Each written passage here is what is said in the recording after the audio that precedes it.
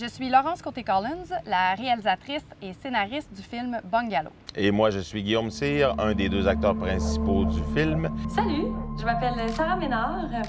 Mon chum Jonathan et moi, on vient de s'acheter la maison de nos rêves. Je suis cet artiste classique ordinaire qui part de ses blessures et de ses poubelles personnelles. Donc, il y a plein d'anecdotes de ce film-là qui sont tirées de ma propre vie. Et j'ai grandi dans les rénovations. Mes parents, quand j'étais jeune, achetaient des vieilles poubelles pour les rénover, des maisons catastrophes. Donc, on en a rénové plusieurs, puis ils se sont quittés parce que quand on fait des rénovations sans arrêt, on ne fait pas l'amour. Il me semble que c'était moins crotté que ça quand on a visité. À cause de la lumière. Il y avait des meubles. C'est des enjeux très classique, hein? C'est Universel. universel. C'est les rénovations, l'arrivée d'un enfant, les dettes, hein? La pression financière qu'exercent nos rêves, parce qu'on n'a pas toujours les moyens d'avoir qu'est-ce qu'on a vraiment en tête on vise souvent un objectif qui n'est pas nécessairement propre à nos moyens. Je me rappelle que quand on a fait la promo au Québec, Laurence parlait beaucoup de faire exploser le rêve américain. C'est-à-dire le rêve de tu es un jeune couple, tu te dois d'avoir un enfant, tu te dois d'avoir une maison, tu te dois de... Puis je pense que c'était ça à la base un peu ton idée de film, c'est-à-dire de voyons un couple qui commence à construire ce dit rêve américain et faisons-le sauter à la dynamite. Et selon qui? En fait, c'est une pression très américaine, hein? C'est l'American Dream, là, quand on dit en anglais la conquête du bungalow. Puis c'est aussi toute cette espèce de pression-là qui est venue avec ce qui nous reste de la religion, la conception du monde, le bonheur selon la majorité. Pour plein de gens, en fait, ce moule-là ne correspond pas à leur désir Pour profond. toute une génération de jeunes qui se font beaucoup mettre la pression sur les parents plus conservateurs. C'est ça. Hey, ça marcherait, ce modèle-là? Ben oui, il vaut plus cher que mon char. Chris, c'est bien facile quand t'as de l'argent, hein? Tout est beau.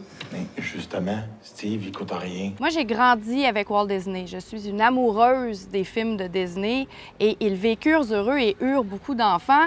Je suis cette petite fille-là qui a donc rêvé d'avoir un prince puis de trouver l'homme de ma vie pour finalement découvrir que non seulement je ne suis pas hétérosexuelle, mais je ne voulais pas d'enfant. Et j'ai longtemps senti la culpabilité de ne pas rentrer dans ce rêve-là que ma mère souhaitait aussi pour moi.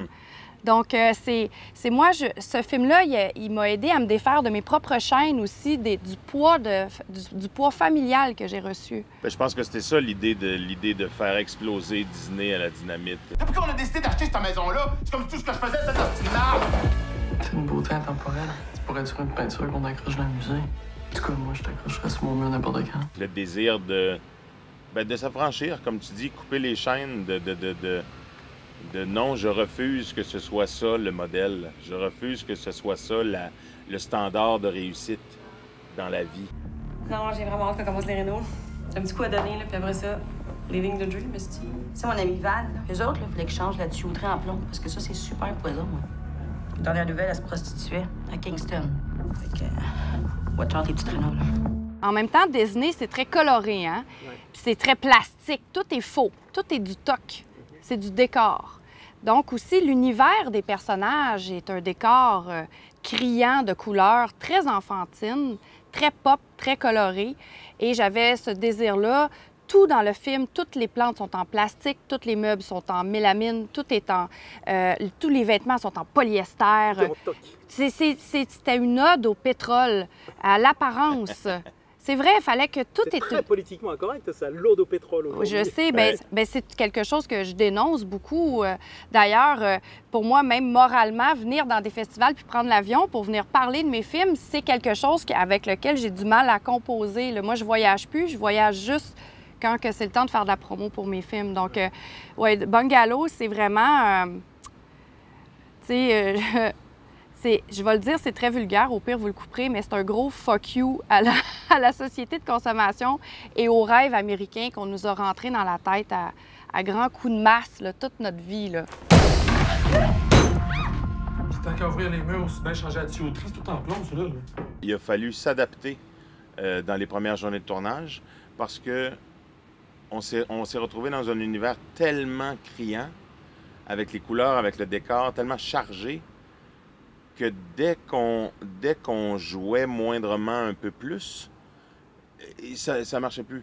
On tombait dans le sketch, on tombait dans la satire, on tombait dans le... Fait que les premières journées de tournage, il a vraiment fallu s'adapter. On parlait presque de non-jeu. Parce que de simplement mettre 2 corps dans cet univers-là, on a déjà quelque chose, on a déjà une histoire, on a déjà juste 2 êtres qui respirent dans cette cuisine-là. On a un film. Il y avait beaucoup plus d'humour à la lecture du scénario. Puis, au fur et à mesure du tournage, beaucoup de blagues ont quitté parce que ça marchait plus. L'univers était tellement fort que, justement, on tombait dans le sketch. Cela dit, ça reste un film très, très drôle et une chance qu'on en a enlevé parce que moi j'adore l'humour de situation. Puis je pense qu'en enlevant les blagues, les vraies blagues écrites au scénario, là, on a pu avoir de l'humour de situation, qui, à mon avis, est beaucoup plus drôle qu'un humour à blague. Mais le plâtre, tu pourrais le faire toi-même, vous sauveriez là-dessus. Toi, c'est faire du plâtre. Un scénariste qui réalise pas va beaucoup plus être attaché à chaque mot qu'il a corrigé pendant 2-3 ans, alors que toi, c'était toujours dans l'optique de le tourner. Ouais. Et que l'écriture continue de se faire au moniteur. Mais il y avait aussi des répliques qui arrivaient sur scène, là, qui arrivaient pendant le tournage, en plein milieu. À un moment donné, il y a un temps mort là, pendant le party pizza, là, les filles ensemble avec le dévoilement de la cuisine qui n'a pas de bon sens. Puis il y a une actrice, elle dit ça fait moderne, hein, la vaisselle carrée. Puis là, moi, ça, c'est quelque chose que moi, je dis dans la vie. Je trouve ça laid, la vaisselle carrée, ça me fait rire. Une assiette avec des coins, je trouve c'est non dans ma tête. Fait qu'il y a plein de petites choses comme ça aussi qui ont été rajoutées ici et là, partout pour ponctuer. Puis donc, ouais, j'aime ça façonner à mesure qu'on crée, parce que c'est ça la création. Mm-hmm. J'ai évolué énormément dans le faux documentaire, la création spontanée. J'ai toujours une grande soif de liberté. L'endroit où je suis très psycho-rigide, c'est les couleurs des décors, les accessoires, les objets, l'univers pictural, là, parce que je voulais que chaque scène du film, on puisse l'imprimer puis l'encadrer. Donc, l'image globale du film, les positions des acteurs, j'étais ultra rigide sur la mise en scène et les émotions. Mais après ça, si Guillaume il proposait tout ce que j'avais besoin puis il disait « Hey, j'enlève 8 lignes de cette scène-là », je disais « Parfait, on continue. » Je sais pas c'est qui l'imbécile qui vous a installé ça, mais la trappe d'aération n'est pas connectée avec l'extérieur. C'est une classe sociale aussi qu'on ne voit pas souvent au cinéma et c'est ma classe sociale. Moi, j'arrive de le quartier la maison où se trouve le quartier, c'est le quartier où j'ai grandi. J'ai grandi dans un milieu défavorisé. C'est très proche de ma vie, très proche de mes parents, très proche de mes amis.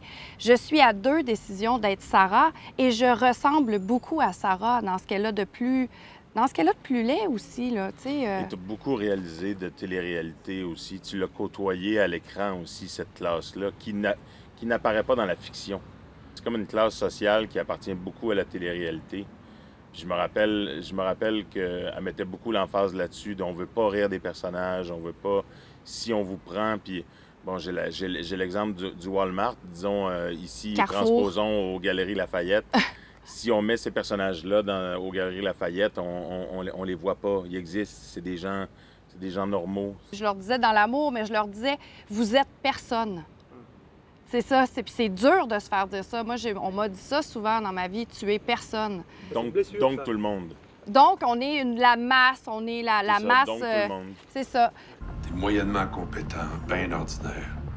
Tu sais, Joe, c'est pas le crayon le plus aiguisé de la boîte, mais c'est quand même un bon goût, là. Même quand on travaillait les moments difficiles de chicane dans le couple, je leur disais toujours connectez-vous à vos pires moments de votre propre vie, parce que c'est souvent dans l'intimité qu'on devient la pire version de nous-mêmes. Puis les acteurs ont été très généreux parce qu'ils sont vraiment allés chercher dans leur intimité à eux aussi pour être capables de créer les personnages puis qu'ils soient aussi vrais. Vous dormez encore dans le salon? Guillaume et moi, ça fait des années qu'on se connaît. On se connaissait bien avant Bungalow. On connaît certains enjeux qu'on a traversés dans nos vies. On s'est vu grandir aussi. Donc, la connexion, elle est très facile. Guillaume, je peux lui donner 32 émotions différentes à jouer dans une scène, puis il est capable de tout aller les placer, puis c'est quelqu'un qui comprend vraiment aussi, je pense que Guillaume, c'est quelqu'un qui comprend beaucoup ma personnalité, puis comment je ressens les choses. Je pense que des fois, à certains niveaux, on se ressemble aussi. Fait qu'il y a une connexion qui est facile à ce niveau-là. Moi, je suis un acteur très, très instinctif, mais j'aime pas l'improvisation. C'est trop paniquant pour moi, l'improvisation. Puis avant de commencer une scène, même si on ne l'a jamais fait, j'ai besoin de comprendre exactement ce que je m'en vais faire. Fait que j'ai besoin beaucoup de dialoguer pour vraiment comprendre ce que le ou la réalisatrice veut. Puis on dirait qu'une fois que toutes ces affaires-là sont nommées, sont dites, je fais « Ah, OK, c'est ça que tu veux.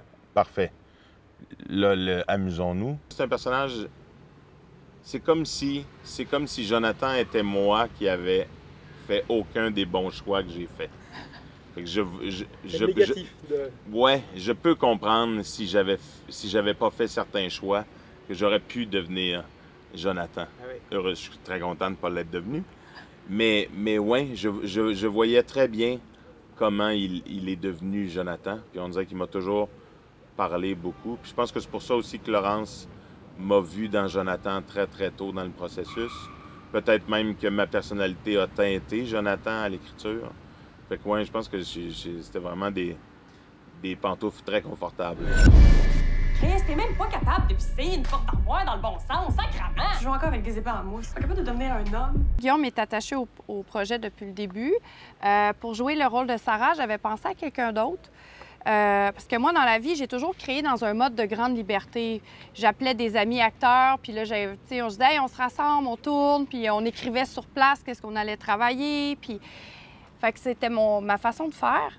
Et quand on reçoit des millions pour faire un film...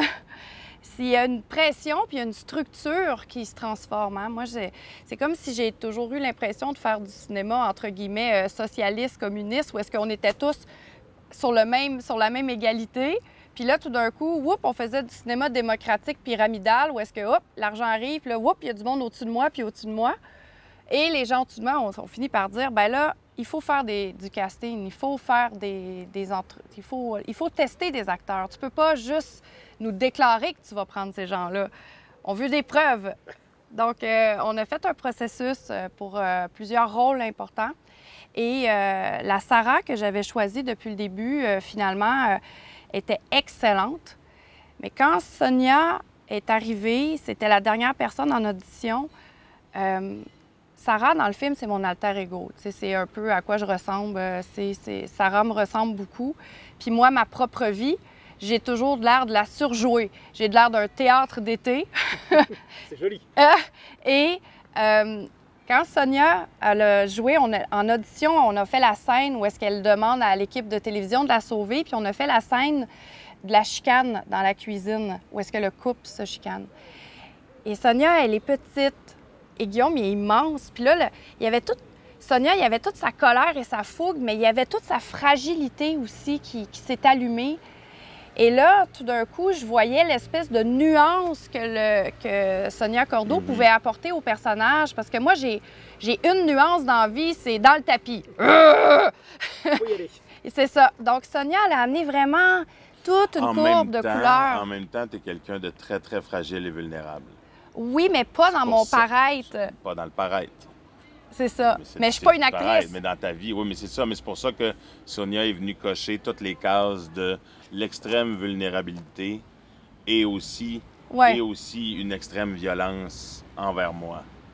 Ouais. Parce que Bungalow, oui, c'est drôle, mais c'est un film très, très violent. Jonathan, il fait des choses violentes contre son gré, là, pour d'autres raisons. Mais dans le couple, entre Sarah et Jonathan, la violence, elle vient de la femme. Et ça, c'est très tabou et on n'en parle pas. On n'en parle jamais. Même le public, quand on le rencontre, il nous en parle pas de ça. Mais il y a plein de choses que Sarah fait que si c'est Jonathan qui faisait vers Sarah, ça serait inacceptable. Ça deviendrait un des sujets d'entrevue principaux. Oui. Tu sais, Sarah, à un moment donné, dans une chicane, elle lève le poing puis elle menace de tuer. Elle menace de frapper Jonathan. Oui, puis c'est pas une gifle, c'est vraiment un poing. Elle est à 1 seconde de me sacrer un coup de poing. Puis les gens parlent pas de ça. Puis c'est là qu'on voit qu'on est encore dans un double standard dans la société. Puis moi, j'essaye beaucoup d'amener l'égalité puis l'équité dans le cinéma. Oui, c'est d'ailleurs... Dans les deux sens, pour le coup. Ouais. C'est d'ailleurs aussi pourquoi j'ai un homme nu dans mon film. J'ai un homme nu dans mon film et je trouvais ça très important parce que dans l'histoire, on voit toujours des femmes nues au cinéma. Puis dans Bungalow, on voit pas de femmes nues, on voit un homme nu. Donc j'essaie toujours de faire le contrepoids du cinéma qui a été jazzé beaucoup par des hommes depuis des années. On a ça, une pierre cadette! C'est un tire-lait, t'as des petits mamelons. Hein? Ouais, tu dis ça dans tout le monde? On vit dans une société où est-ce qu'on est tous des petits muffins. Hein? Il faut être un muffin qui rentre dans le moule à muffin. Il faut tous qu'on soit des petits gâteaux pareils. Bien, moi, je suis le vieux biscuit effoiré là, à côté sur la plaque. Puis, j'aime pas me sentir enfermée. Je me dis pas... Et c'est même pas... c'est pas calculé. En faisant ce que j'ai envie de faire, au bout du compte, je me rends compte que je fais du cinéma fusion.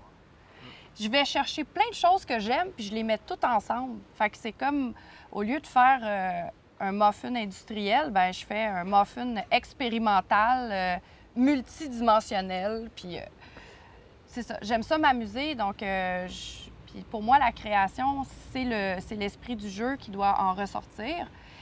Donc, il y a beaucoup de gens qui ont été choqués de ça. Bien là, à un moment donné, c'est un thriller, après ça, c'est un film d'horreur, c'est une comédie noire, à un moment donné, c'est un drame, on ne sait pas où se placer.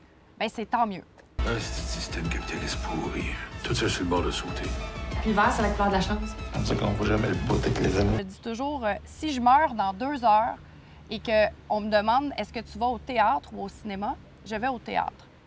Parce que je préfère vivre en live les émotions avec les acteurs. La performance des acteurs au théâtre vient toujours me bouleverser. Je vis beaucoup plus d'émotions au théâtre. Et j'avais ce désir-là que dans Bungalow, on vive une expérience de théâtre. On vive beaucoup d'émotions, que ce soit de l'anxiété, de la peur, de la peine.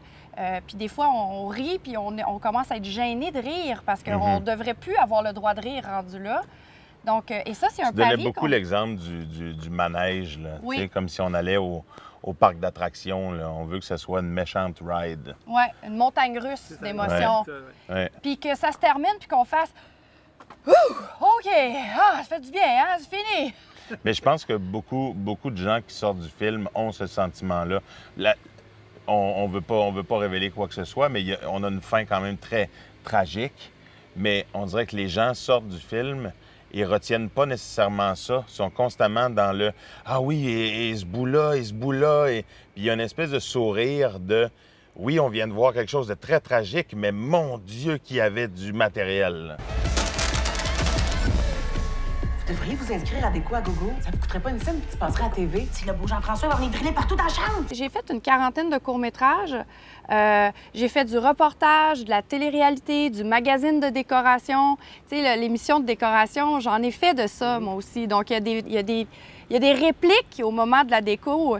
Quand l'émission de télé débarque, c'est des choses que j'ai déjà fait, que j'ai déjà vécu telles quelles. Donc, c'est vraiment un amalgame de tout ce que je suis puis de tout l'apprentissage que j'ai fait qui s'est allumé dans Bungalow, en fait. Sarah, tu connais notre homme à tout faire, le beau Jean-François. Ouais, je pensais qu'il était gay. Mais non, il est pas gay. Moi, je suis sûr qu'il faut non-stop. Ah, 3 enfants. Ah, ben non, il faut plus.